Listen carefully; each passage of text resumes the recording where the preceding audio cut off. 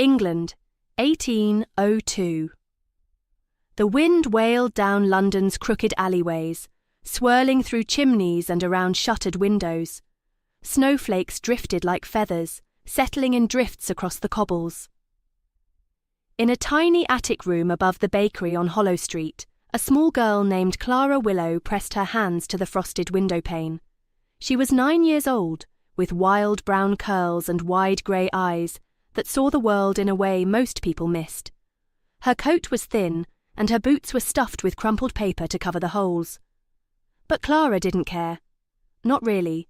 She had a place in the world. Every morning, before the city stirred, she helped old Mrs. Pottle at the bakery. She swept the floors and folded the aprons, and was paid with a warm roll and a smile. It was enough. Her mother had been a seamstress once, sewing buttons for the ladies' gowns. But she'd fallen ill the winter before, and now Clara's mother mostly stayed in bed, her hands too shaky to hold a needle. Still, they had one another.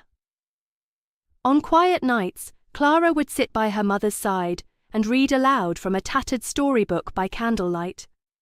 Her voice would shake on the hard words, but she never quit. "I'll be a writer one day," she'd whisper, "and I'll write stories that make people braver." Her mother would smile and pat her cheek. "You already do, my darling." But that December had been a hard one. The bakery roof had begun to leak, and Mrs. Pottle was too tired to work. Clara's small corner job was gone with a whispered sorry and an extra loaf to keep her from the workhouses. By Christmas Eve, their cupboard was bare and the fire was cold and the last candle guttered low. Clara didn't cry. She bundled her mother in every blanket they owned, kissed her forehead, and slipped out into the snow.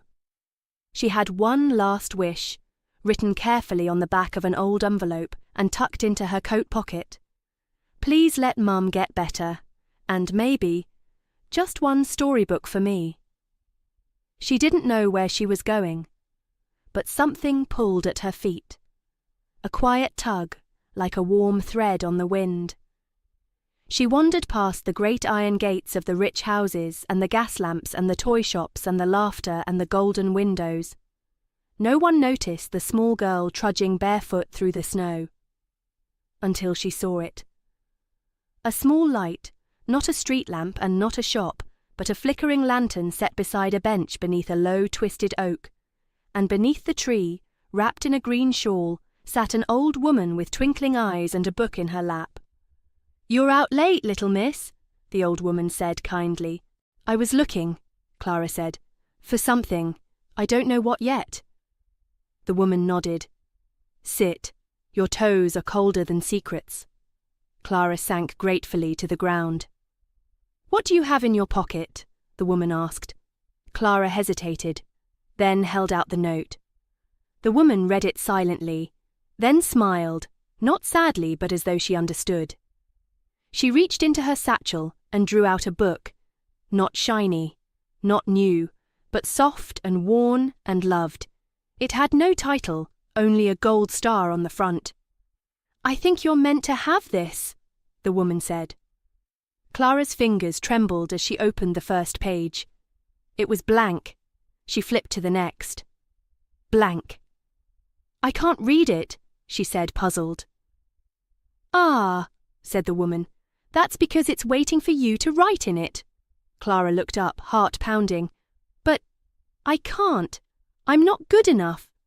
"Oh, Clara," the woman leaned close, "you are exactly enough, and this book is enchanted. Every story you write will come true, so long as it's written with love." Clara blinked. "Even wishes?" The woman smiled. "Especially those." Clara hugged the book to her chest, and when she looked up again, the bench was empty. The lantern still glowed, but the old woman had vanished, as though she'd melted into the snow. That night, Clara ran home through the white streets. She climbed the rickety stairs and knelt beside her mother's bed. By the flicker of the last candle, she opened the book and wrote slowly and carefully. Once upon a time, there was a mother who got better, and a daughter who wrote stories so bright they lit up the darkest winters.